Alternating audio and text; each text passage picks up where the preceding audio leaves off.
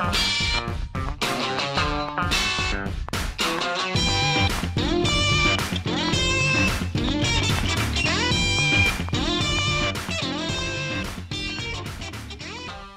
right, folks, you know you're in for a treat when you hear that tune. It's time for another week of the Rec Poker Podcast. Here we are. It's Monday night. It's 7:30 Eastern on 7:30 p.m. Eastern. That's right. Or as John Somsky likes to say, 6:30 Central Time, the only time zone that matters.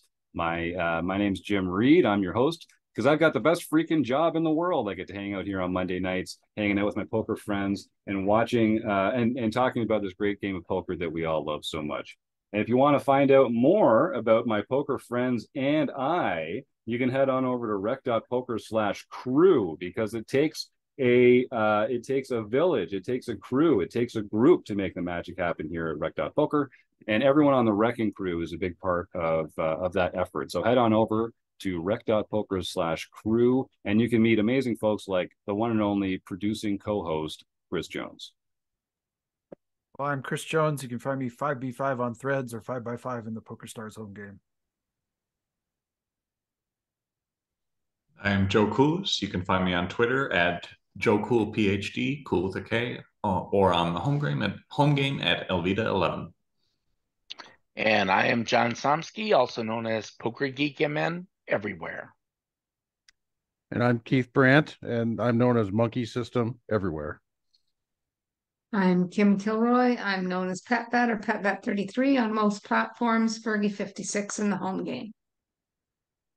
All right. And we're excited to be here just like we are every week, folks. The Wrecking Crew are the magic makers that make it all happen. I'm hearing from Luke in the YouTube chat that it's 10 a.m. Australian Eastern Standard Time. There you go. Yeah, we're starting a little late tonight because we did our forums recording a little earlier. So it's actually 8 p.m. Eastern right now. 10 a.m. Australian Eastern Time from the one and only Luke O'Driscoll. Great to see you here in the chat again, Luke. So we've thanked the Wrecking Crew. We've got to thank our sponsors, the Running Aces Hotel, Racetrack, and Casino. If folks don't know, they're the best. They've been a sponsor of the Rec Poker Podcast since day one. But what I'm really excited about is next weekend, if you're listening to this live when it comes out, next weekend, we are having our Rec Poker road trip to Running Aces. It's going to be on August 4th and 5th. There's a ton of prizes being given away. There's a 3-tournament event series with prizes for winning, but also prizes for the tournament, the player of the tournament race. There's going to be a leaderboard for final table points. We're going to have some social events. I'm going to buy a bunch of people some beers or whatever it is that they prefer to drink.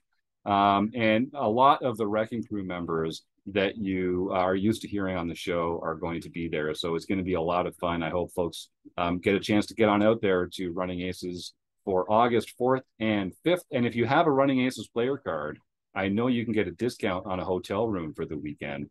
And if you're a Rec Poker Premium member, you get a $10 food voucher just for playing in one of the tournaments.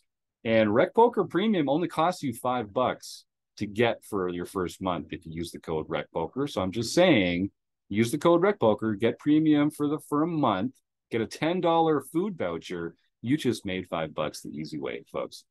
So don't forget to check that out. The other folks I have to thank are our premium members because they're what get us out of bed in the morning.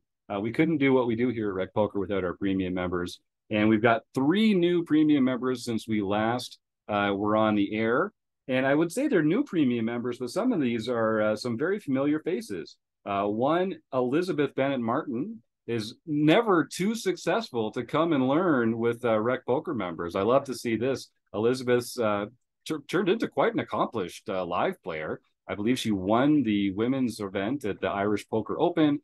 She's been heads up in a couple other bracelets. She had a big finish in Vegas while we were down there for the World Series of Poker. But I love this learning attitude. Elizabeth is so awesome. She's back as a premium member. She's going to be brushing up on the book study and can't wait to take her game to the next level. Another friendly face that we're going to be seeing in our premium member chats is none other than Daniel Kennedy, a longtime community member and Minnesota friend of the show. Looking forward to getting to know Daniel a little better, and probably meeting up in person when we're all down there running Aces next weekend. So that's going to be fun. And finally, Kenneth Fisher, who I have not met, but he gets to join Trond Vidar Stensby as being one of our members from Norway. So congratulations. Thank you, Kenneth Fisher, for joining the Rec Poker Premium membership. And I won't pretend like I'm from Canada, and people hear someone's from Canada. They're like, oh, are you friends with Bill? And like, there's like millions of us over here. I know that's the same in Norway too, but I kind of have this I have this naive little notion that Kenneth and Trond Vidar Stensby are somehow friendly together, or enjoy some smoked whitefish or something on a bagel every once in a while, or maybe play in the same home game club or something like that. So Kenneth, thanks for joining. I'm looking forward to sending you an email about how to get the most out of your premium membership here at Rec Poker. You're going to have a great time. So I don't know if folks know, I see a lot of people sort of smiling and laughing on the panel because I tend to drag on these intros a little bit. But we recently released episode 500. Just last week, we released episode 500 of the Rec Poker podcast, which is pretty fantastic. It has taken a lot of people to make that happen. You see a lot of the Wrecking Crew members here on the podcast, but we really have an amazing team of volunteers and experts and friends of the show, and contributors and Wrecking Crew members and sponsors and premium members and community members and folks that have subscribed to the podcast and folks that have subscribed to YouTube and helped us out. Just so appreciative of everyone's efforts to make Rec Poker as great as it can be. And so we wanted to share a little bit with our podcast audience, because it did start as a podcast back in 2016 in Steve's basement. And no, I'm just going to make a joke about my own basement, but that's going to get too dark for what we're trying to do here. So I thought one of the things we could do, Chris Jones runs our theme of the month every month. And one of the real keys to what we do are his deep dive seminars.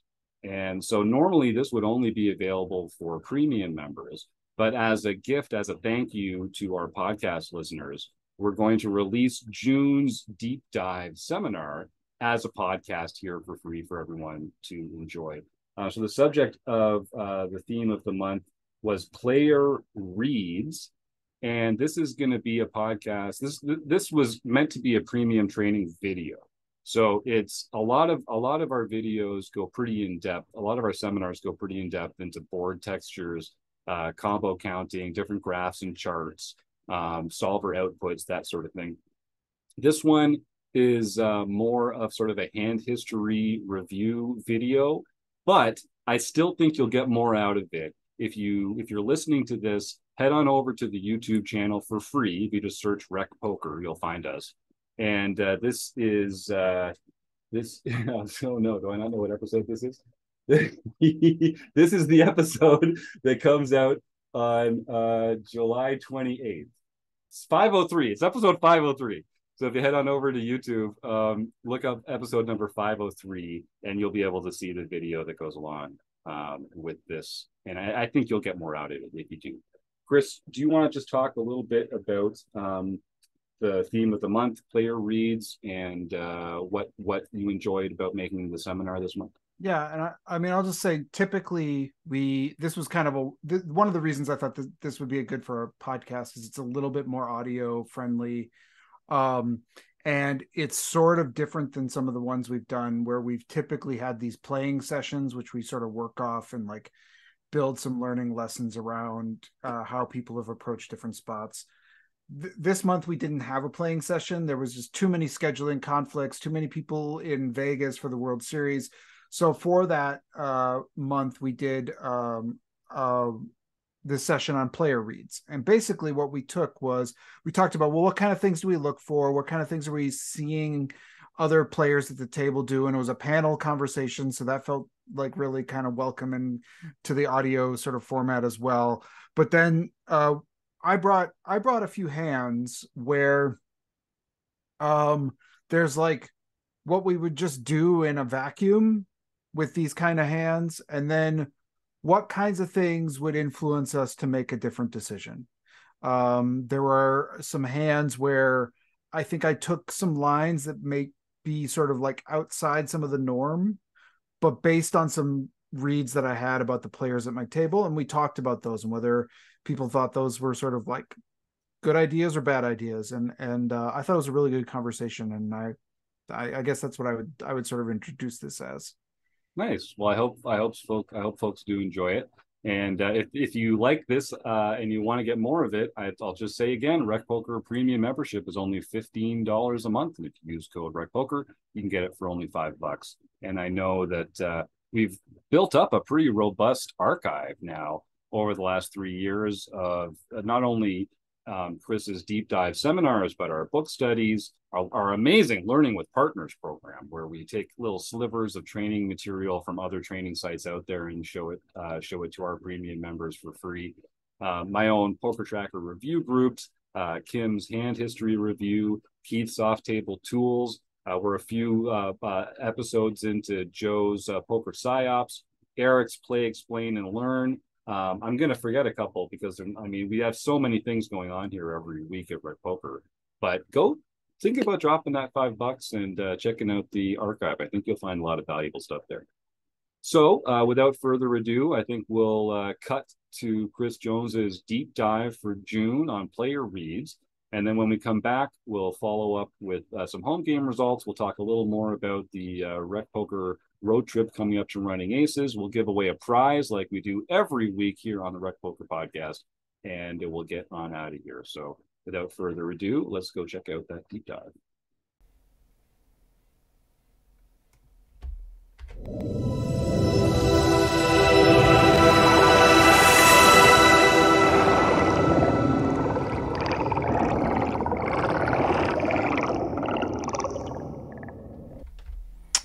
Well, welcome everyone. This is the June deep dive for 2023. This month we're talking about player reads and exploits. We did have a playing session this month. However, it didn't quite produce the results I was hoping for. We had a couple of plants, tried to get people to play differently based on some of the reads that were going on at the table, but the cards weren't right. The reads weren't kind of coming through as strongly as I was hoping. So instead, what I kind of adjusted on the fly and found some hands from basically my last month of play, and had a really good conversation with some of the Wrecking Crew members about what are some of the factors that might change how we might play some of these spots. So that's kind of going to be the focus of our deep dive this month. So just a reminder, the deep dive is a monthly topic that we explore as a community, and I want to keep growing this together. We include a part at the end where we are going to look at the playing session that took place. We'll talk through some of those hands. Learning with Partners takes on some of the aspects of the topic each month. Community Q&A we do at the end of the month as well that go along with that playing session. We're hoping this keeps extending elsewhere into the forums. Maybe we can all talk about various reads we're having, adjustments we're making, exploits we're trying to find. So that's what we're hoping to do with the deep dive. I've been excited to see some of that starting to bubble up, hoping to make it even more. But so for this month, we're talking about these player reads. We're going to look at 4 specific spots and talk about why we might make adjustments versus what our standard play might be, and what kind of things we'd be looking for both online and in the live realm. And then we'll talk about how we decide to make those exploits when we do actually decide to make them. So tune in, sit back. I'm going to cue it up and we'll start the conversation we had with the Wrecking Crew. Thanks for joining us. All right. Well, welcome everyone. This is the June deep dive. We're doing this a little bit differently this month. There's going to be a little bit that I'll add on at the end, but we're going to have a conversation about a few hands that I have played recently. And one of the reasons we're doing this is the playing session. This is the first time where the playing session just didn't quite live up to what I was hoping. It just didn't have a number of hands where we could really see people making adjustments. There wasn't enough time to figure it out. Maybe wasn't constructed as well as I could have. So I kind of abandoned that playing session and we're going with this. But what I want to talk about and spend some time talking with this group about is how we make adjustments and what helps us make those kinds of decisions. I have 4 hands here that I'm going to show you. I played them a certain way. There's reasons I played them these ways. At least I think they're good reasons. They may be terrible reasons. But we're going to talk before I tell you any of that information. I'm not going to tell you anything about any of the players at the table. We're going to look at these hands. We're going to kind of go through them. We're going to talk about, okay, what kind of if we're playing this online, what kind of HUD stats or things would we be looking for that might tip us in a different direction in terms of our decision making. We're also then going to talk about both online or live, what kind of timing things might tip us in a certain direction. And then if this were a live hand, what kind of live reads might shift our decision making.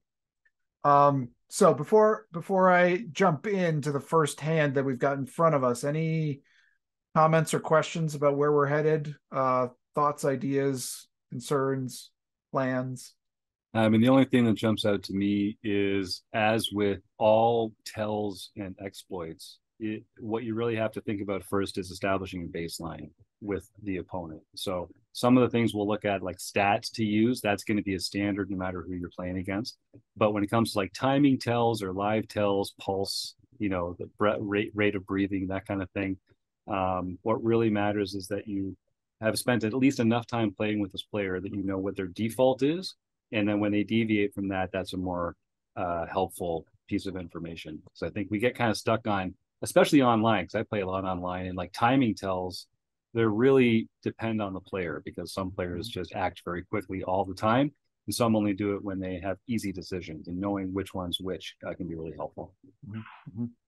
I think there would be one caveat to that, is that if you look for moments of surprise for them when something doesn't happen in the manner in which they were expecting, you can a lot of times pull a lot of information from that moment. So for instance, if you decide to, instead of betting, c-betting after when you're pre-flop razor, you can sometimes watch the person next. They may be expecting you to bet, and when you don't, there are moments of honesty in terms of their expectation that you can mine from. But you got to be watching, and you got to be pretty observant to notice it. It's just, you get more honesty and surprise than you do in something that they can plan forward. Does that make sense? Yeah, absolutely. Absolutely. So let's start with this first hand. This one's the simplest. It's actually pretty much just a pre-flop spot. We're gonna just get it, folds around. We get a cutoff open. Here we are on the button. Jack 10 of hearts. What would you do normally? And what kind of things might shift your directions towards doing something differently? So how would you approach this hand if I told you nothing about anything about any player at this table? You go ahead, Ryan. I'd probably just call. Mm-hmm. I like Jack 10. It's a strong hand, and it's suited, so I'd want to see a flop. I don't want to raise and then get raised, 4-bet over the top. So I'm just as soon see a flop with this hand, and I'd probably just call. Yeah, I think I agree. It's too strong and too weak to raise. Mm-hmm.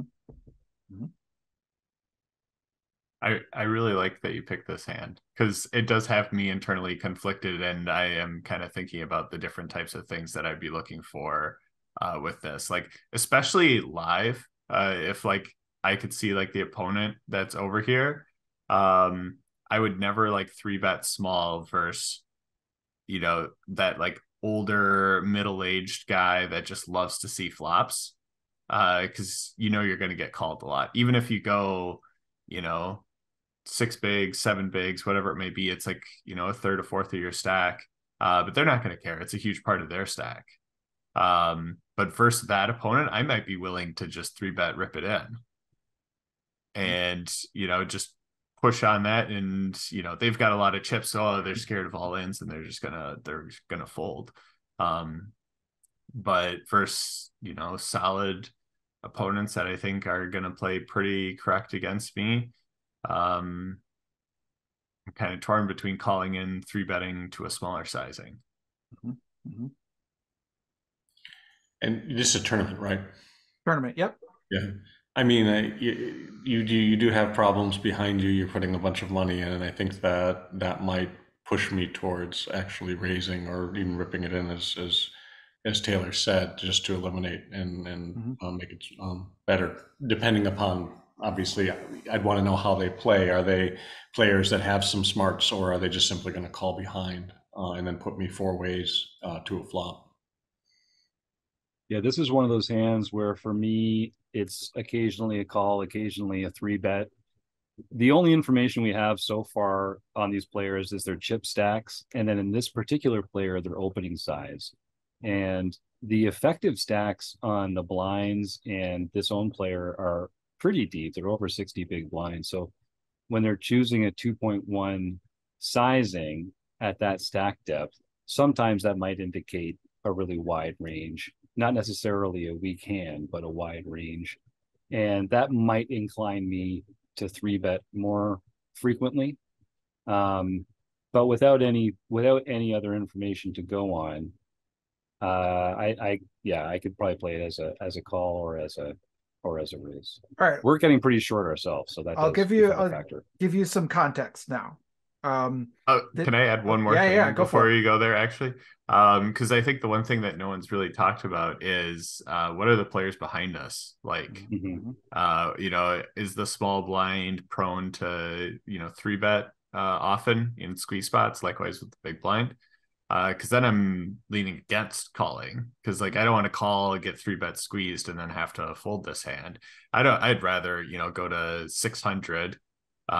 If they 4-bet squeeze over the top, okay, all right, well, I'll give it up now, but at least I take away kind of the easier option, which is to 3-bet squeeze for either one of those. So a lot of us talking about the cutoff, I think we do have to very much be aware of like, what are the blinds going to do, and have our decisions based off of that.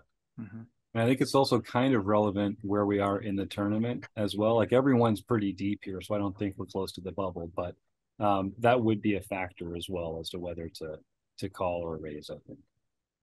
So, and this is going to complicate matters. This is the only hand I chose that was from a PKO. This was actually from the Venom that I played. I don't know when that was. And this is late on day 1. So we are not in the money, but we're closing in on making a day 2, which is, then you get close to the money. So we're in we have a bounty on our head. We've already collected 1 bounty, but we're obviously the shortest player at this table. So that has a significant impact on us. And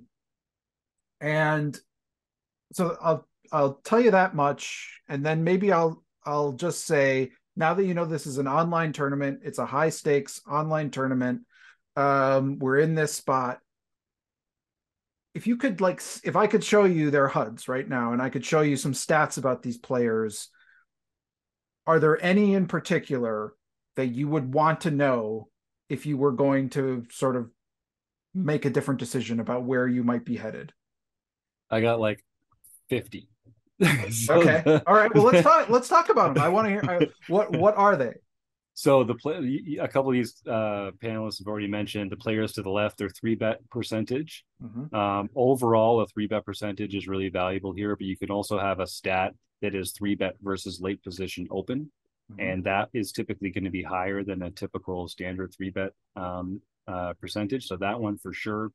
Also their squeeze percentage, because if we do call, we're setting up a very juicy squeeze spot, and the players in these tournaments are not going to be turning their nose up at some opportunities to add some aggression and take some small pots down pre-flop. So those two, but I also want to see their call raise from big blind percentage, or their continue to VPIP passively from the blinds. That's another one that's going to be relevant. The ones on the other side of it that I'm always going to be looking at is, a player's raise first in stat is always going to be really important. And again, you can break those down into not only raise first in, but attempt to steal from late position, which is again going to be a higher number. And then also their fold to 3-bet stat is like in the Bible for this kind of stuff. I have a HUD that I give out to our coaching clients that specifically targets players that open too wide and fold to 3-bets too often, because you can 3-bet them to death and pick up a lot of pots that way. But another stat that's interesting, if they don't have a fold to 3-bet that's particularly high, is how often do they fold to C-bets in 3-bet pots? Because if they call 3-bets a lot and then they overfold to C-bets, that's another really good argument for 3-betting now, building a pot, and then taking it away post flop when there's more chips in the middle. Those are the ones that kind of jump out at me right off the top. Mm-hmm. Those are good. I like it. I would want to know the VPIP and PFR of the original raiser. Mm-hmm. I want to know how aggressive and passive he is. Mm-hmm. If he has a very high VPIP and a very low PFR, you know that when he raises pre-flop, he's very, very strong. So I would want to look at that. If he's a reg, he's going to be right in that middle part, then his range is going to be very similar to my range in that spot. So I'm going to have a pretty good idea of where I stand. And then to Jim's point, the 3-betting stats from the small blind and the big blind definitely be something. I have that on my pop-up by position, so I can look at by position what they do. And that's probably the first thing I'd look at with those two. Mm-hmm. Some HUDs you can also train to break down different open sizes and show the class of hands that they take those actions with. So like in the Rec Poker HUD, I think you can see a readout of which hands they've opened to 3x, which hands they've opened to 2.5, which hands they've opened to 2x. And you need a big sample size to have that do anything helpfully, but it still can give you a sense if there are conspicuous absences in any of those, then that can help you kind of range your opponent a bit here too.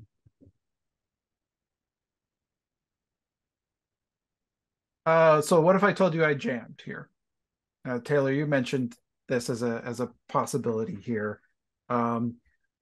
If you had all those stats, Jim, the ones you're talking about, why would this be, or maybe this is a terrible play. Maybe it's a terrible play no matter what their stats are, but because I'm open to that too. No, I don't think so at all. I think if they had a high raise first in from late position and a high fold to 3-bet when raising, then you're getting pretty close to like any playable hand is best played as a 3-bet. And at this stack depth, a hand like 10 Jack suited is going to have really good equity against a lot of their continuing range. So even though you're not blocking aces or kings or ace king or anything like that, you're still bringing a lot of equity in on the times that they do call. So if they're those stats, I don't know if that's exactly what you're getting at, but those stats in particular would make this I'd feel perfectly confident making this shove, and I'm sure it would be a profitable one. Yeah, after I looked at this a little better, you have 26 big blinds. If you had 20 big blinds, my standard action to a raise is to push all in. If it's not a PKO, I have not really thought about how that affects things. So I'm not really sure. It seems that the bounty should somehow, but I'm not really sure how it would. Yeah, it does, John. You widen some of those ranges where if you previously would be taking 15 big blind stacks as rejams, like you move that up because the bounty adds value to your opponent, both the chips that they could win plus the bounty, so they call a little bit wider, so you're able to jam bigger effective stacks.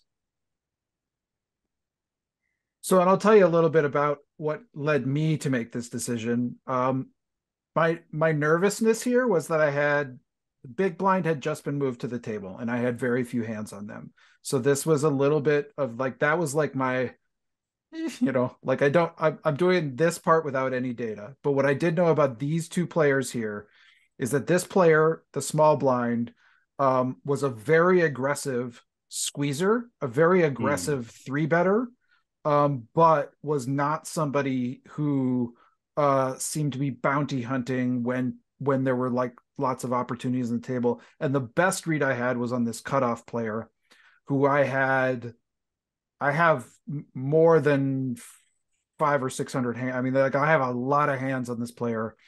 And their attempt. So if you're kind of like, what is an attempt? What's a reasonable attempt to steal? If you think about like that number, we're looking at people just from the cutoff or the button. How often are they trying to steal the blinds? And what I've heard is anything over 40% is that's aggressive. Anything over 50 is kind of getting a little unreasonable. And and this player is 72. So like 72% of the time they are opening. If it folds to them and they're in the cutoff of the button, they're opening. And that, between that and realizing that I had this player behind me, that if I flatted this, I did not like the idea of raising this small, given the fact that I'm the short stack and I'm the bounty. And I just feel like I'm just too easy to push around in this situation. But given that dynamic, I felt very comfortable the cutoff was, had a lot of air that is just going to have to fold to this jam, even if they're bounty hunting. And that the small blind seemed to shy away from they wanted to be the aggressor. And then the big blind was just like hope they have a big blind hand that they just fold. So that's what led me to make this decision. It's probably a hand that, as we talked about,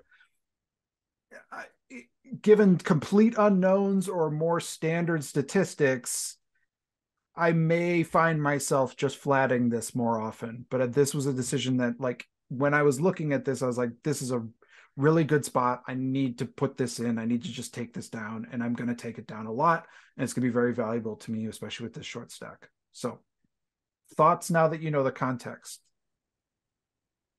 I think even in the absence of knowing is fold to 3-bet, if you've got that aggressive player on your left, like that's a great note. And that's definitely going to lean into this as well.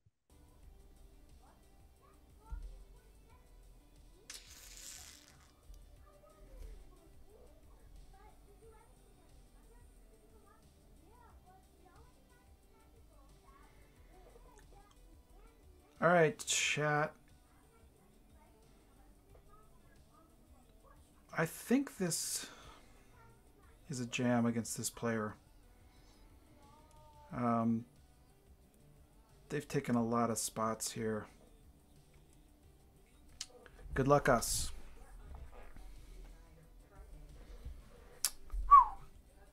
We wanted to fold there, to be clear. Okay. Next hand then. Let's keep going. This is a different tournament. None of these rest of these are PKOs, so we don't have to worry about that anymore. But I thought that hand was interesting enough to kind of, because of that stat, that was really the key part that made me make that decision. And Chris, do you want to talk about like timing or live reads or stuff for that hand as well, or because it was non-line hand, just stick to let's talk about that more with some of these others. I think that those may come up a little bit more here. Okay. I'm going to get to the key part of this hand, but we open pretty uncontroversially with ace queen. We get flatted by the button. We get a 9-4-9 flop. We decide to check this, and we see a small bet from the button, which we call.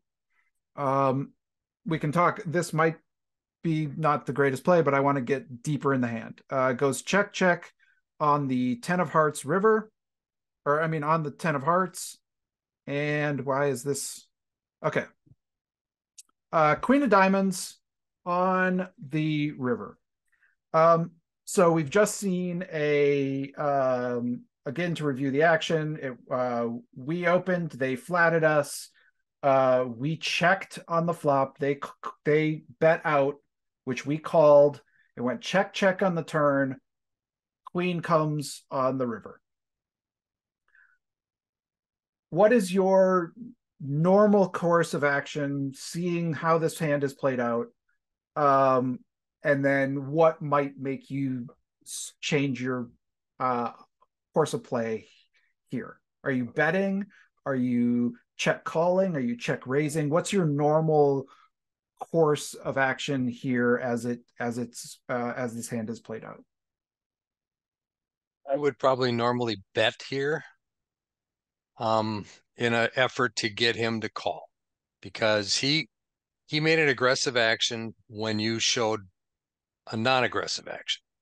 So he might have just been doing that just to try to steal the pot at that time. So I'm not convinced that he's going to try again. Although if I had a stat on him that showed that his aggression factor was very, very high, especially when you check to him, then I might check to him hoping that he's going to bet.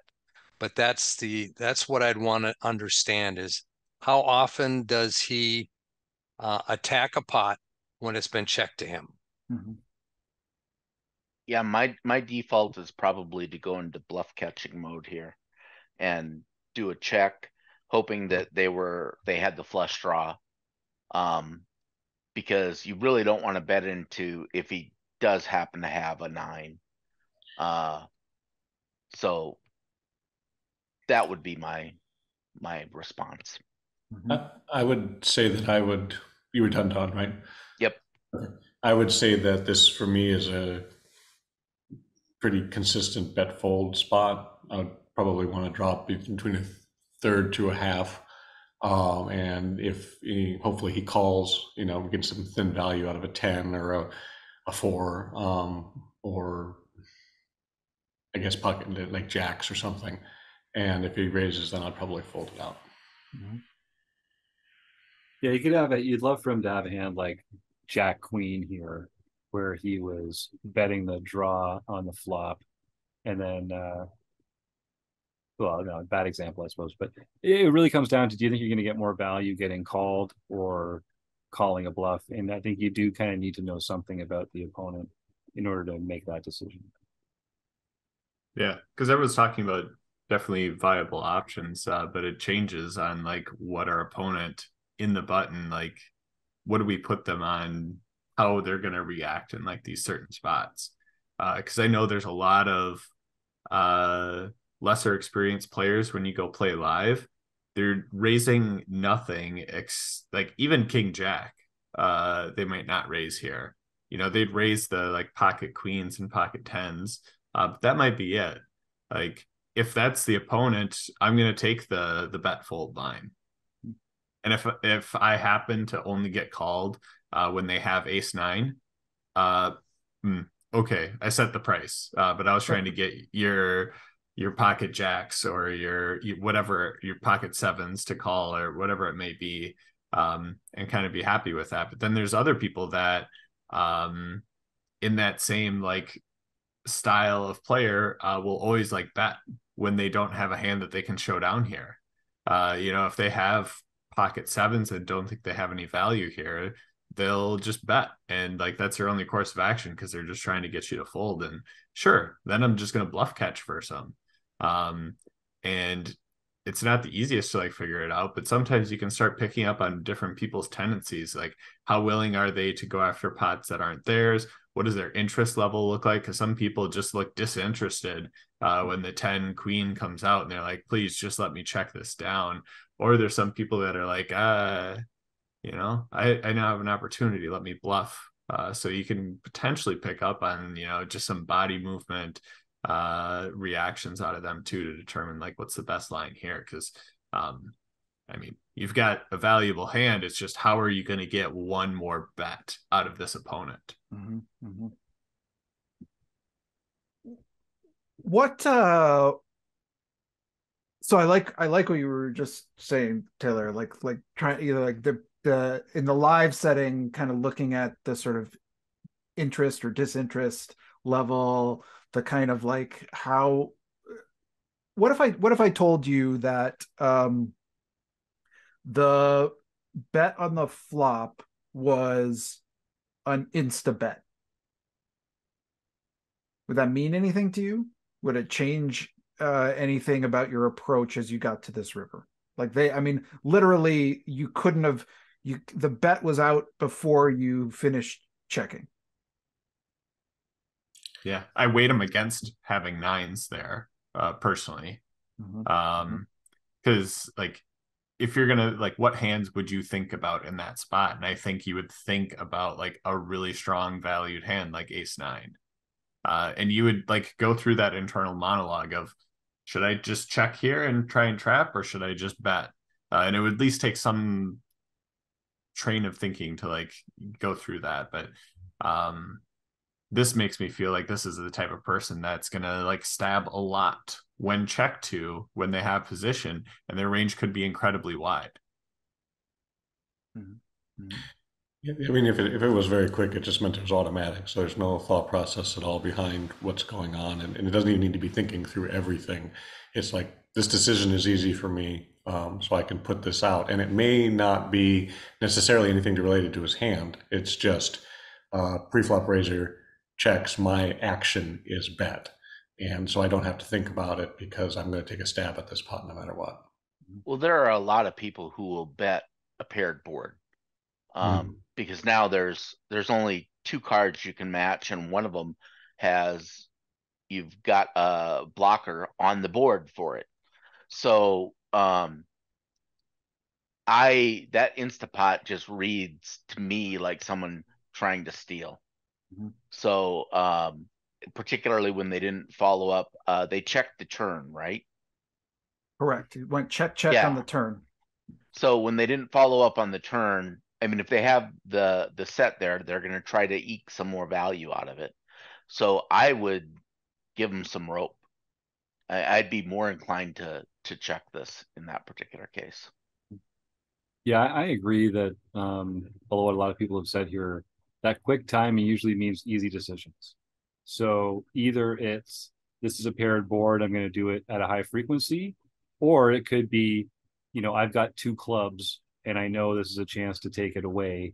I think people tend to check quickly with their monsters. Like if he had a 9 here, I think he's either gonna think about it and like really weigh what's the perfect value bet size to get the most out of you over 3 streets, you know what I mean? Or they're gonna be one of those slow players that just says, no, I'm not interested in this hand at all, But the quick bets, I feel like, tend to be more like those easy decision hands. And that given the action on the turn, that would then incline me to take a bluff catching line here and check calling, because a lot of their range is now not going to have any showdown value. And so their only chance to win is by bluffing it.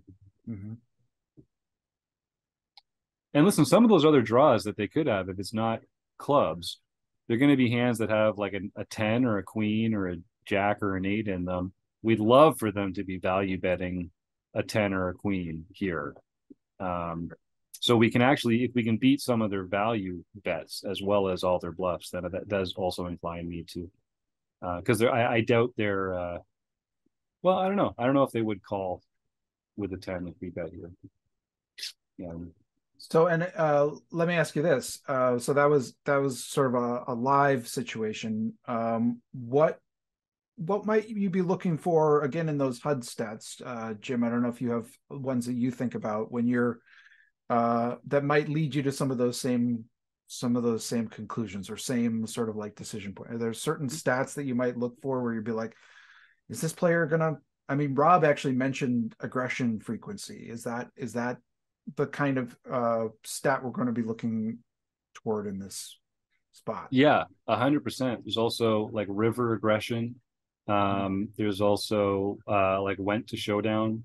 There's also a float flop stat that I use a lot in spots like this, where if I check, are they going to stab at a very high frequency? Like it's hard to say on what boards. This is a board that you think people would float bet at a higher frequency anyways.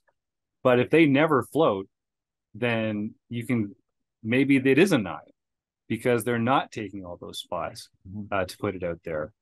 The problem with river stats is that they accumulate so slowly. You need such a huge data set in order to actually make meaningful exploits on river stats. They just don't come up that often. Those action points don't come up that often. That you really have to lean on things like the difference between their overall aggression frequency and the river aggression frequency. and stuff like that, because it's just hard to get meaningful data on river play. I think that, from a tell standpoint too, this is the one thing that argues against multi-tabling. I know it's more, it pays better to do that at times if you have an edge, but watching each of the hands as they're turned over through leading up to this would give you as much information as any of the HUD stats would about what they're likely to have at the end of the hand. But that takes focus, and that takes not alt tabbing to something else. And I think that's difficult for a lot of players probably, but a lot of recreational players as well, to maintain that focus throughout that time to get that information. Sorry, one thing Sorry, I just want to follow up quick. I didn't mention the turn, but the fact that they check the turn is actually pretty important. And it's easy to get like HUD stats where you can measure aggression from street to street. And while the rivers don't come up that frequently, turns come up pretty frequently. And if they are more or less, if the turn's their street of honesty, then you can extrapolate something from that as well. Sorry, Tom. Mm-hmm. And then not a HUD thing, but definitely a tendency thing. I think that's pretty important here, especially if we're considering the check line, is how much does our opponent tend to bet in terms of like bet sizing. Because there are certain people that will like never touch the like full pot button, and then there's people that will. So I think that's an important one to know, because I'm guessing we're at least a little bit concerned sizing wise once we get here. Like if our opponent goes full pot or over pot, are we all that comfortable anymore just calling down with top pair in this spot? So if you have an opponent that, give them this opportunity, they're going to bet 500 or 5 big blinds into this 12 big blind pot. Hey, that feels really safe. I'll take my chances that I've got the winning hand there. I like my improved probability. I think sometimes too you can, because just along the same lines as Taylor was just saying, is that whether they're just clicking the button or whether they're actually typing in a number, particularly on a river play, because the values are so much more, makes a difference in terms of, well, how much am I thinking about this hand? How much of a decision do I have? And the longer that it takes for me, sometimes the less likely I am to call. Not because I think they're thinking about what they want to do, but they're taking their time in terms of trying to choose to get as much out of me as they can, rather than just clicking and hoping that I'll fold. I don't actually think I guess I didn't actually program this out. Sorry, didn't set it up for what actually happened, but I'll tell you what actually happened. I did decide to check this, which is a board that and a situation that I think normally lead out on, given the weakness shown on the turn against most opponents. But given that both the quick check back and another, just kind of like the tendency things we were talking about, I just felt like this was a player that was gonna stab a lot at this, and they did end up stabbing. And Taylor, they stabbed full pot, and I still pretty much snap called them. So maybe that's a little rough on my hand, but they had clubs. They had I was hoping I was gonna say they had two clubs in their hand. Yeah. No, I mean, I wasn't necessarily saying like, hey, if they go full pot, you have to fold here, but like it makes it more uncomfortable, right? Like you would have been way happier calling for a smaller sizing. For sure. But they definitely have king queen or king jack in their range here. Yep. And when that's the case, they should size up their bluffs. Yeah. They actually had ace jack of clubs, which is a pretty good. That is a good one, yeah. A pretty good bluff candidate here. But I actually thought they might have had some more nonsense going on too. So but it's a kind of spot where I would play this pretty differently. And I think that those clubs, I don't think those clubs turn themselves into, if I bet out at this, I don't think those clubs, I think they just fold. So I was able to sort of, based on some of that read, I was able to maximize some value there, which was very, very good for this tournament, actually. Okay. All right, another really interesting one. Here we go. Pocket eights. We got 20 big blinds. We min open. Fold, call from the big blind. Flop comes 7-7-5. We get a check, and we decide to bet. Can argue whether that's smart or not. And big blind jams.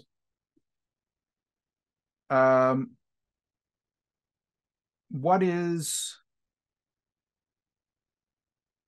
your standard approach to this spot? Maybe it's to not bet. Yeah. Well, no, like this is a good one in terms of like tendencies and like who you're playing against and like what does this generally mean. Assuming this is online, I feel like online, a lot of players don't turn sevens into this type of jam, but they very much turn straight draws, pair of fives, and such into jams. So I'd feel quite comfortable calling this off just due to my like read of the general player pool that's out there. Mm-hmm. Mm-hmm. So at a lower stake, this would be an easy fold. Mm-hmm. Yeah, I think this is a pretty high stakes online tournament, if I remember. I think this is a 109 on ACR. Yeah, the higher the stakes, the more likely I am to call. I think I like the continuation bet on a paired board like this. You've definitely got the range advantage. You've got the equity advantage. He's calling from the big blind. Big blind is seeing 3 cards that are lower than, 7 or lower. So he's saying to himself, well, this hits my range really well. And Chris has got ace king, so he's just throwing a bet out there. So Right. yeah, I think I could I could find a call here because I think anybody that has a 7 is not going to want to chase you out of the pot. Yep. This is a bet that says, go away, little boy. All you have is 20 big blinds, and I have all these other big blinds, so just go away. All right. What kinds of things? I agree. I agree, especially at I think the higher stakes. Taylor, I think you nailed the population tendencies. What would you need to see from your opponent to fold here? Or would you ever? I would have to see like some really tight pre-flop stats, and especially like big blind defense. If we can like really narrow that down, and don't see like any 3 bets from them from the big blind, then I do get potentially scared because they may be like, oh, I've got 9s, 10s. I'm just gonna call, make sure I get a safe flop, and then they're actually going and like having you dominated in certain spots. But like outside of that, I'm having a tough time like finding a good like what would make me fold here. Some players have very narrow donking ranges or check raising ranges, and I find that those two kind of work in concert for a lot of players. A lot of players that have donking ranges tend to put some of their stronger hands in one of those two camps, and that would be one thing that I'd look at. If they have a high check raising frequency, then they're going to be doing it with a lot of non-nutted hands, a lot of draws, and this is a good board for that, so I'd be much more inclined to call. Also, if it was like super fast, if it was just like a super fast check raise here, I would also put some extra weight behind them trying to push us out of the pot, and I'd probably be a little more inclined to call. Again, that's player pool dependent, but I feel like in real time that would probably impact me. Mm-hmm. All right, let me give you this because this is the scenario. What if you had I believe I had 400, maybe 500 hands. So it was a good sample, not absolutely great, but pretty good. And their check raise percentage was 2. Then I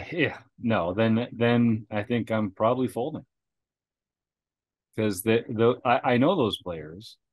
And do they have a donk range? Are you able to recall? I don't think that there was much of a donk. No, not much at all. So then I don't think this is that sophisticated a player. Their only way of playing in these kind of spots is with their top 2% of hands. Like if they're playing board coverage, if they're check raising by board, it's going to be higher than 2%. So if they're not check raising by board, then they're check raising by the strength of their hand. And I don't know. I guess no, I just don't think given the price, I don't think they're bluffing enough to make it a profitable call. This is the one of the night where I'm not going to give you the answer because I did fold. I mean, I don't know what they had, but I would too. If they check raise 2%, you're exploiting them by folding. Yeah. And if they had like ace 5 here or something, like they God don't bless have them. it enough. Yeah. If they do, they don't have it enough. I mean, I know there's more combos of 5x and 7x available because of the board, but I just don't think I don't think they're doing enough. Yeah.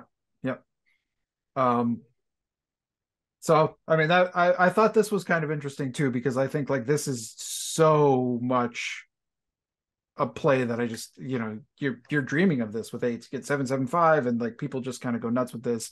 And I looked at when I saw the players, I was like, oh my God, I have to fold this. I think do I have to fold this? And yeah, I think so. Good fold. And listen, this is what I hate about poker. You just don't get to know. Yeah. Right? Like you don't get to know if it was a good fold or not. Right. We can all tell you, but you're gonna stay up at night wondering. Yeah, I still kind of wonder, but probably is a good one. Yeah. All right, are we ready for the last hand? Bring it on. This one's crazy. Let's just start there and say this is a crazy hand. All right, this is a high stakes tournament. And we'll just sort of explain the action. All right. Open, under the gun, of course, right? 3-bet from under the gun 1. A flat from the cutoff folds to us. Let's start here. Actually, there's 2 decision points in this hand. So that will indicate that I did not fold here, which maybe is the right option. How would you approach this in a just know nothing about any of the players' situations? Honestly, I would probably just call and set mine, as crazy as it sounds with jacks. We're deep enough. There's enough implied odds to make a hand. I don't want to 3-bet into an under the gun open. I don't want to cold 4-bet into an under the gun open and then an under the gun +1. Eric Jin would kill me for using that language now. But I know. It's on the screen. What can we do? I can't change it. That's how this easy hander player labels them. Because their continuing range just has us crushed, and there's not that much garbage in their range that they're going to fold out. So it seems like we're kind of turning our hand into a bluff. So yeah, I think I would probably just call and try and hit a jack on the flop in a vacuum.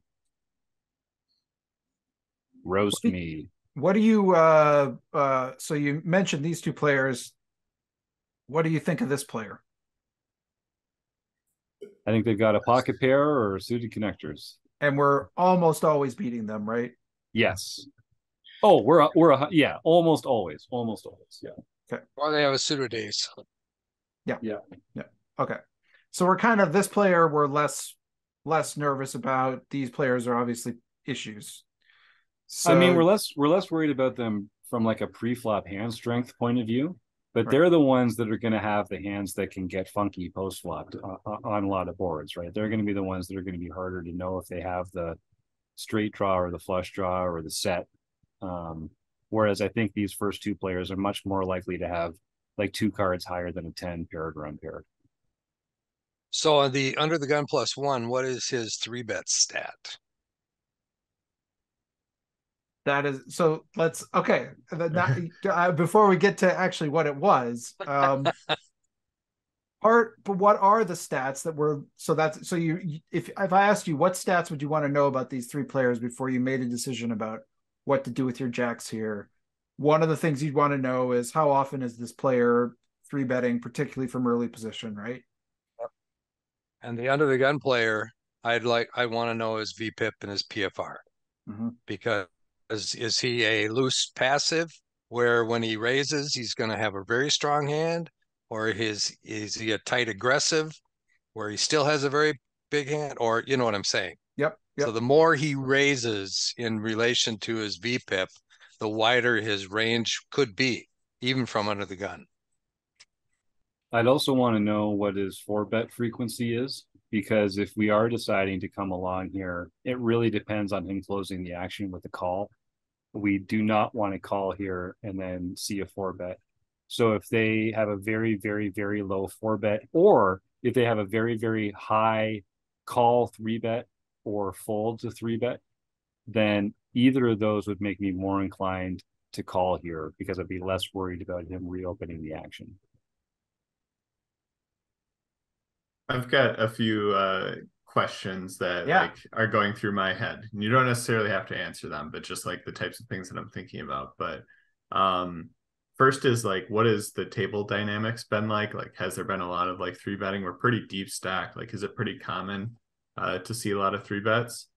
And try and like understand that. Like, is this a rare thing? Is this, hey, we're 100 bigs or 60 plus bigs deep for most people here? Like, there's a lot of three betting going on. And then the other thing that seems a bit curious to me is the undergun opening to just a min open of two bigs off of 100 big blind stack with a lot of deep stacks available. It called me weird, but I feel like people size up a bit more when they've got the premiums there and keep it low when they've got low pocket pairs, suited connectors, suited ace type of things that they're opening from under the gun, the worst part of their under the gun opening range. So to me, that feels like that range might be a bit weaker. The other stat that's interesting, and I think Rob already mentioned this, if the under the gun plus one player has a super wide three bet, and if they've been doing it against this player quite a bit, then if the original player is also liable to fold a lot, actually I don't mind a cold four bet with this, because the late position player is not going to come along. And you just need to find that sweet spot where now you're kind of squeezing that under the gun player where they're facing a three bet, now a cold four bet. They have to fold a ton if even they're open under the gun range. And if the low jack player, or if the under the gun plus one player has enough three betting in their early position range, then they have to fold a lot of that when you bring a big four bet in. Yeah, I think my action here is to four bet jam. There's 16 bigs in the middle there. We started with 54. We could make a huge improvement to our stack if we get folds. This is actually, I really love that you just said that, because I also think this is a hand that I feel like I misplayed it. Even though this read will come in, I'll tell you a little bit about these two players, the under the gun and the under the gun one. But I think based on this read, later in the hand, I made a decision that I think I can live with. I think right now, I think it calls for a four bet, and that is this: under the gun, the actual under the gun player is opening a lot from early position. They're opening, I think, 29% of hands, something like that. Good Lord, from under the gun? It's a lot. And I think, even though I had less stats on the under the gun one player, I think they noticed, and they were three betting a little bit against that more. And so then once I tell you that, right, I think then I think I got in my own head about these. Oh God, it's under the gun one. I still have to be careful. I think I still got, and there's this intervening caller. So I ended up calling this. And I think that's a mistake. I think really, I love what you just said, Taylor, and especially knowing now what I just told you, I think this is a clear just jam, get it in. Let's run our equity. We're probably ahead. We're not scared of the cutoff. And these two players might be messing around a lot. So how was he responding to the under the gun one increase in 3 bets? Was he typically calling it off, or was he folding to it? He seemed to be flatting, and then kind of, it was, I think, let's flat and see where we get. I think this was a player that just liked to see flops. Well, But then I would think that a 4-bet makes a hell of a lot more sense, because you don't want to be going 4 ways to the flop with jacks. Right. No, yeah. I do not. And I've now surprisingly, oh no, he did call. I'm sorry, I thought he folded. Okay, so I agree. I think I should have 4-bet this. But now we've got this kind of read on our opponents. We've got jacks, and we get just like, if I could pick a flop other that didn't have a jack in it, it would probably be this one. This is about as dreamy a flop as it can possibly get. I don't think there's a lot of like 4s and 3s. Maybe cutoff has, if they're like pretty bad, they've got like 4s and 3s in their range, but I don't think there's that many to worry about. So we're only really worried about the overpairs. Now this player declined to 4-bet, so I'm not really worried about that.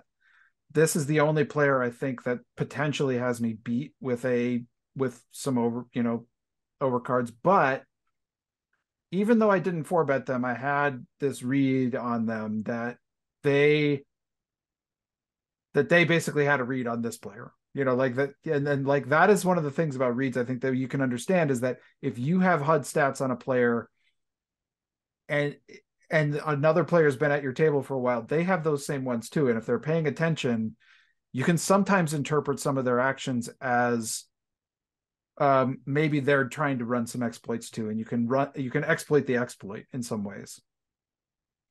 So we check, we get a bet here and a call from our intervening cutoff player. Tell me what you read there. 2 diamonds or pocket 7s. Yeah. Okay. And here we're nervous about it, but I don't know. This is a big bet, by the way. Pretty big bet. Yeah, it's half pot multi-way. Yeah, half pot multi-way I think is pretty big when we're 4 ways. But so what would you do here with your jacks? Spend it. Yeah.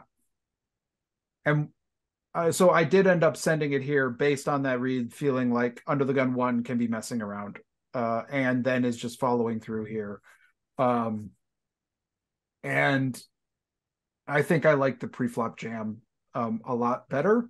But we actually, what do you think happened?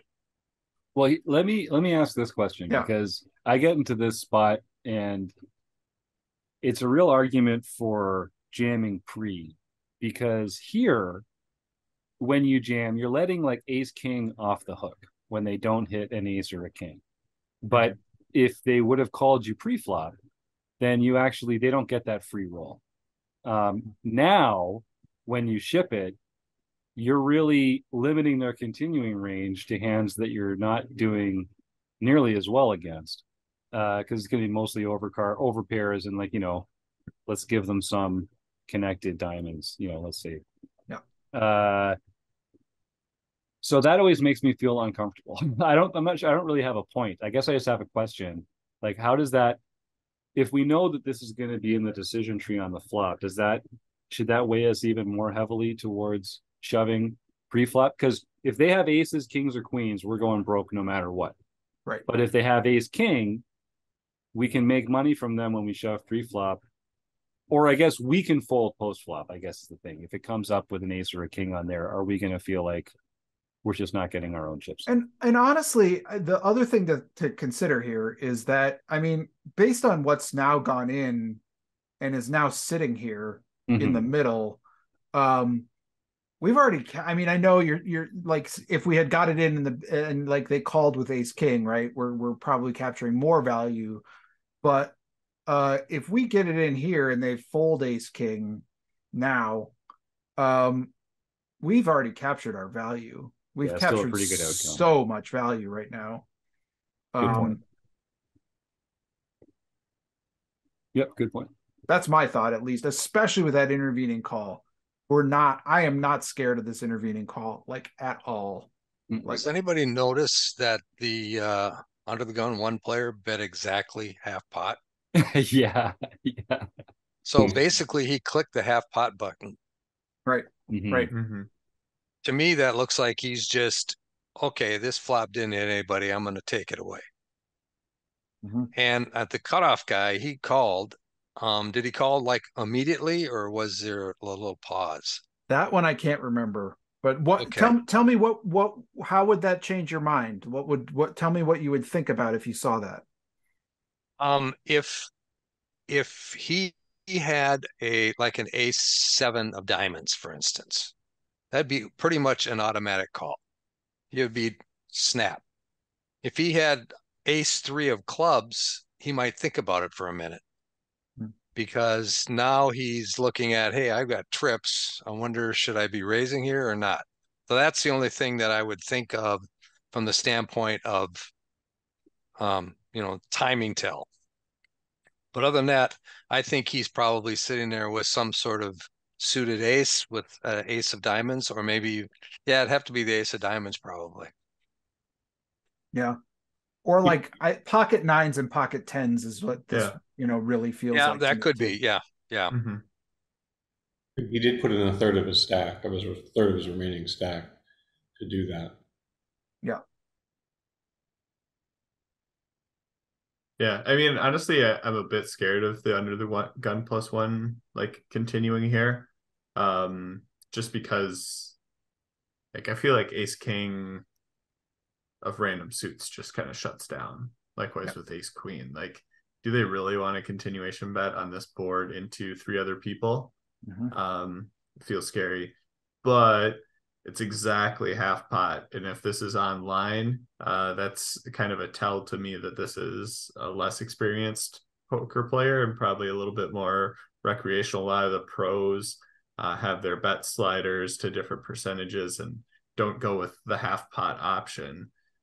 So that makes me feel a little bit better, but I mean, it could still be queens, kings, aces, because this guy's uncapped currently. Yep, for sure. I agree. Like, I mean, this was a risk, but I felt based on that dynamic between these players that it was one that I could potentially take and win a really big pot. This player ended up folding. This player did call me. They ended up having ace five of diamonds, which is not my favorite hand to see. But we did run it. And it actually was a pretty gross run up for them. Did I do it? Yeah. So it came king of diamonds and then the three on the river. So let's go. Max Payne. But it at least, I don't know if this was the right play. I think the shoving pre was the right play, but I do think that one of the things I wanted to point out with this is that some of our reads can be about, if we can read the reads, we can actually make some informed decisions too. So if, like, we can understand that this player is sort of the one that everyone has that sort of glowing spotlight on, is like, this player is out of line, so I'm going to do something about it. Now you can then say, okay, once somebody's taken an action against the player that everybody at the table knows is out of line, now you can take an action against them. And that can be an exploit as well. And I think that's one that I still think I kind of butchered this hand, but I think it's one that you can, if you're not thinking about that, that's something to be sort of applying into your game. And especially in spots. Sorry, Rob, please. That was something that we talked about in the poker brain when we were going through the exploitive tendencies of people. Is one of the things you're supposed to do is you're supposed to observe all of your opponents to see what their tendencies are. And if you categorize that guy as a wild three better without realizing that he's doing it against somebody who is opening too wide, then you're missing out on the real information. So if he 3-bets against somebody else, he's liable to have a really big hand. He's not just a wild 3-better. It's just that he was doing it against that specific opponent. So you can't go with just the raw stats. You have to look at the what's happening around it and what, what is the entire situation. And I also want to just point out that, especially pre-flop, shorter stacked poker like this is a game of frequencies, and you're supposed to shove and be wrong a portion of the time. Like that's part of a successful outcome here, is occasionally you're wrong because they have a really good hand. Anything you can do to put your thumb on the scales and increase the frequency with which they don't have a very strong hand, because they're not making any more strong hands. You can't do anything to like, oh, they have more strong hands than aces, kings, and queens, and ace king. That's not how that works. But if you can make their range wider by having them make their own exploit against other players, or having some kind of sizing tell or something that indicates to you that they might be doing it with more garbage in their range, you kind of have to take that spot, because you don't get, this isn't a game where you get to, be sure. This is a game where you have to make educated guesses. And from a frequency point of view, the more they widen their frequency, the weaker it is, the more often your raise is going to win. And you just can't worry that even though they have a really wide range, they still have aces, kings, and queens in them. I mean, it matters a lot. It matters a lot in the frequency game like this. And I guess you see this sometimes when like a player is sitting out on their big blind. Is a perfect example. People start raising much more widely than they would because there's no one there to defend the big blind. Some players might not even know that they're sitting out on the big blind. That happens to me all the time. And so I'm just like an auto 2x basically every time the big blind's sitting out. And of course I'm going to be folding to 3-bets at a much higher frequency than I would be if it was my own open size, if it was my typical opening situation. Yeah, I love it. So I think with that, we'll just kind of wrap it up. I really appreciate everyone sort of tagging along for the ride. Any last thoughts on kind of how to approach these situations where we're trying to make maybe some plays that are a little outside, where we're, kind of based on reads? Are there any other things that you think, as kind of rec poker community is thinking about these spots, or to like take with them as they go? How do they, what are any last words of wisdom, basically? There's a couple words of wisdom from a wise man named Rob Washam, which is to just take your hand off the mouse. And if you're in a position where you might be swayed by a tell or something like that, give yourself the chance to really analyze it and think about how applicable is this, and what does this mean for their range. And the only other one-off would just be look left.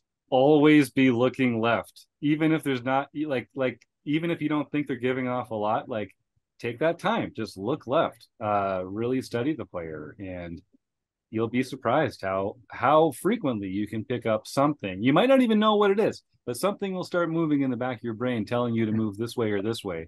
And your brain's pretty smart. I'd listen to it. Yeah, I was just gonna say that I was surprised there's 2 Rob Washams in the world. Oh yes, beautiful, John. Nicely done, sir. No, I think the other one's called Bob. No, the only other thing I would say is don't watch the TV if you're at a live setting. Leave your phone in your pocket or leave it down. You don't need to be on social media in between hands.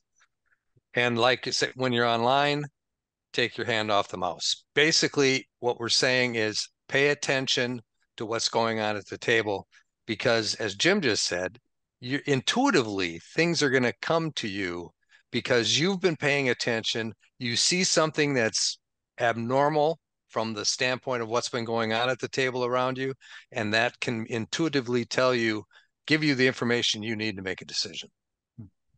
Yeah, I'd say trust your gut. Everything someone does has a purpose to it. If you can pick up what that purpose was, you can make better informed decisions. Sometimes people act or, you know, try and portray different pieces. But like, if you can pick that up, you can use that in terms of information too. But like Joe was talking about earlier, like, is there like a moment of surprise or like, you know, a shock moment, and then they kind of give off their true reaction in a certain spot, and you noticed it and you go, oh, okay, now I'm starting to see this, like, what does it mean? But sometimes you just got to trust your gut in those spots. Love it. Jim, Taylor, Joe, Rob, John, thanks so much for doing this. Thanks for everyone who's tuned in this month. We will see you next month for the next deep dive. Until then, thanks for tuning in. And we're back.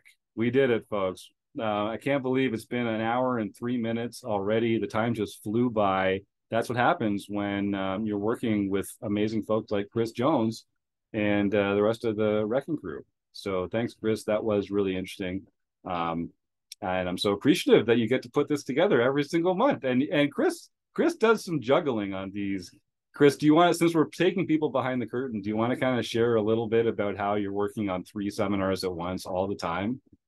Yeah, that it gets confusing. So be like, what's the theme of the month? And I'm like, I don't know. Because we are playing a session usually in a month that then shows up sort of almost 2 months from then. It's sort of like 6 weeks away, but like you play it at the end of the month and it shows up the following month after we do some stuff. There's the stuff we're talking about that month.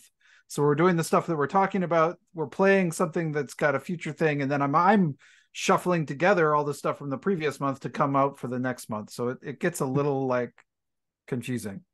Yeah, but you do a great job, and I only occasionally come by and screw it up. So I think we're running pretty hot, really, as far as these things go. It feels like a win.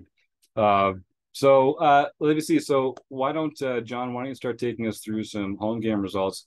Actually, well, I was going to let you start and interrupt you, but first, let's talk about the Running Aces road trip, because that's like super exciting, and I don't want anyone that's still tuning in to miss this. So, August 4th, Friday. Get your butts down to Running Aces, because there's a tournament at 10 a.m. That's going to be a lot of fun. In fact, let me pull up the structure sheet here. But it's going to be Friday. There's one at 10 in the morning, and then there's one at 6 p.m. The 6 p.m. one is actually exclusively available to Rec Poker members. So you only need to sign up for a free community account to play, but that will be a condition. It's only for members. That 6 p.m. one is $175, and it's the Rec Poker members only freeze out tournament. At 10 a.m. That day, event number 1 in our 3 tournament event series is $140. It's called the Extras. It's presented by Rec Poker, and Rec Poker Premium members get a $10 food voucher for playing. And that one is a re-entry to the point of late registration. Then on Saturday, at 10 a.m., event number 3 is the Players Special. That's $175. That one is also a re-entry. And then I think we're going to start a Rec Poker cash game up on one of the tables, or maybe 2 of the tables after that tournament. Once people start busting that tournament, maybe we'll shoot some fun videos around there. There's going to be a meal break in between all this stuff. A lot of the Wrecking Crew members will be hanging around. I'm going to be there Thursday night through Sunday morning. So if people want to grab breakfast or a beer at any point, I'm going to be an easy sell on that. And otherwise, just playing a ton of poker and hanging out with Rec Poker folks. So I'm super excited about that. I know we're going to have a great crowd there. So if you're thinking about it, I mean, quit thinking and book the flight or get on the drive or book the hotel. I love these live Rec Poker road trips that we're doing. They're so much fun. I think you'll have a lot of fun too. And if you're new to, tournament poker, live tournament poker, or cash games, and you're not sure about dipping a toe into it, this is a really fun group to come and experiment with and to sort of try and see if you like it. We're all gonna have a good time and take it pretty easy on each other than at the table. Yeah, Chris, what's going on here? There's a bounty been placed on Rec Poker Jim's head in the chat. Well, I think I'll give people one guess as to who's responsible for that. All right, Phil, I'm gonna outplay your bounty. I'm gonna know that there's a bounty on me. I'm gonna adjust my ranges and sizes accordingly. So you can only make me stronger, Phil, by putting that bounty on my head.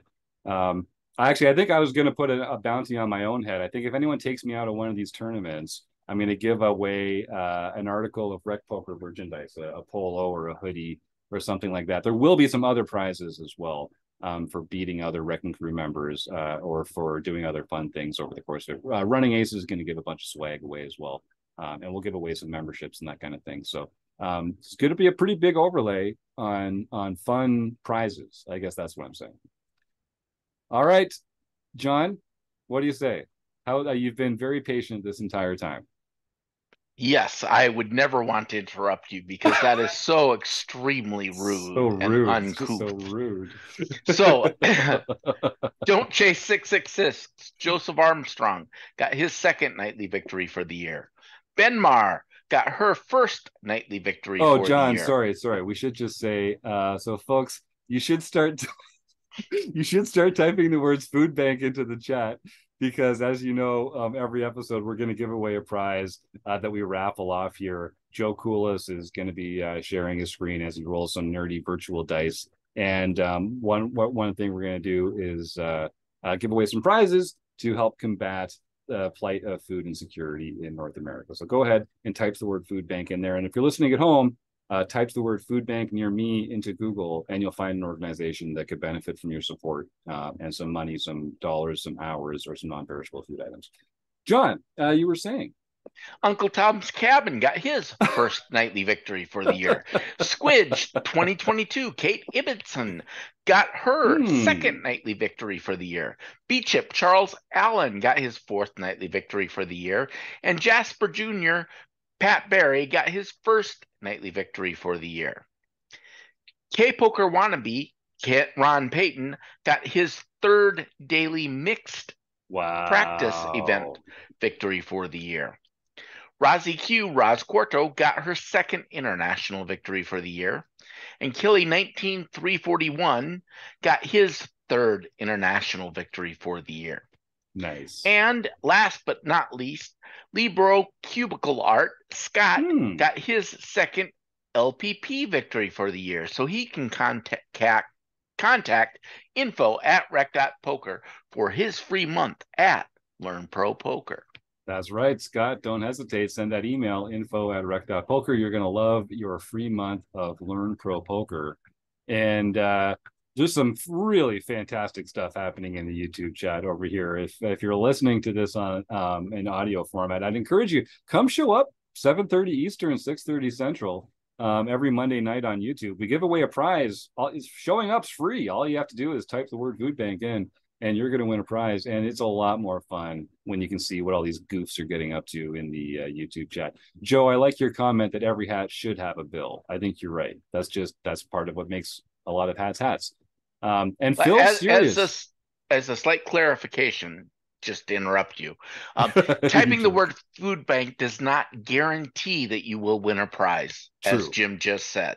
It will guarantee that you have an opportunity to win the prize, depending upon how the dice favor your particular position. That's a great point. Thank you, John. Thanks for covering my butt there. Yes, no purchase is necessary either for this amazing sweepstakes opportunity that is going to be available to everyone who types the words food bank into the chat here.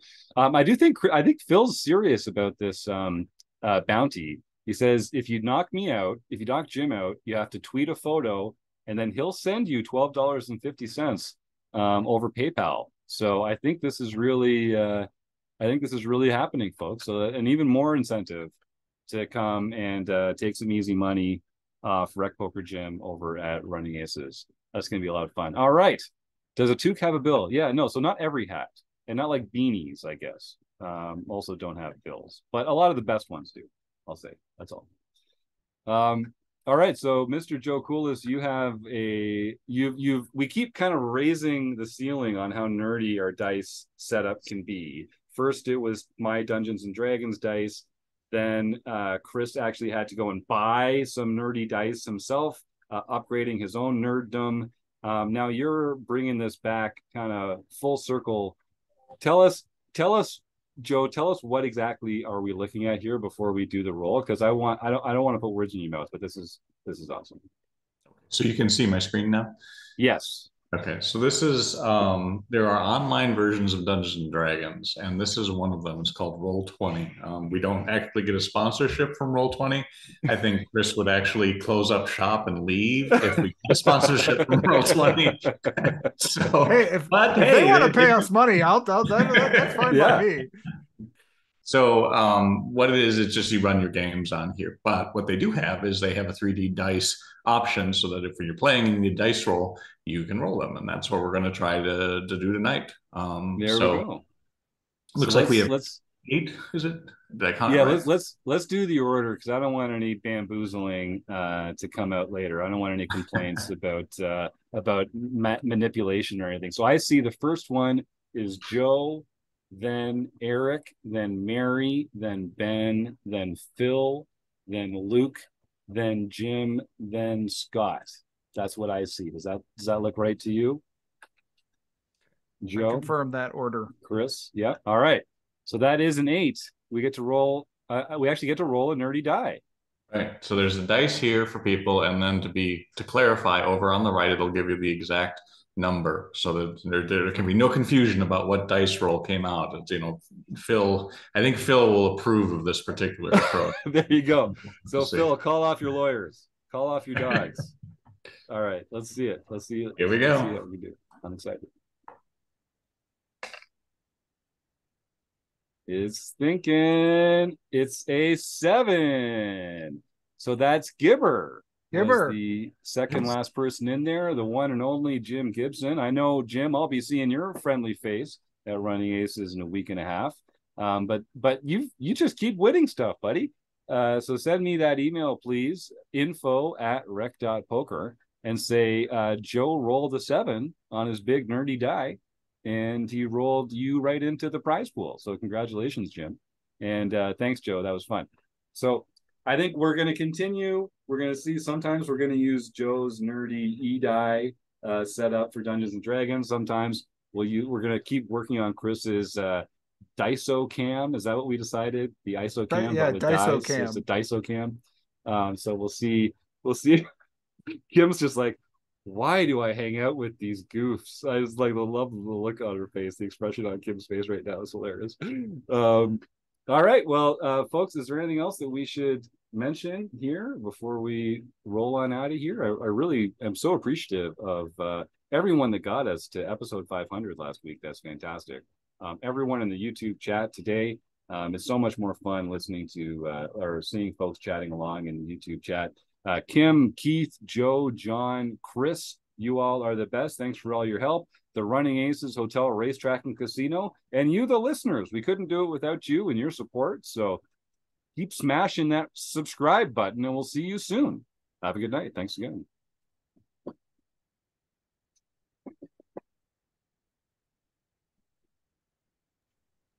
You're not sharing your sound. Oh, no. I didn't change it back. Of course.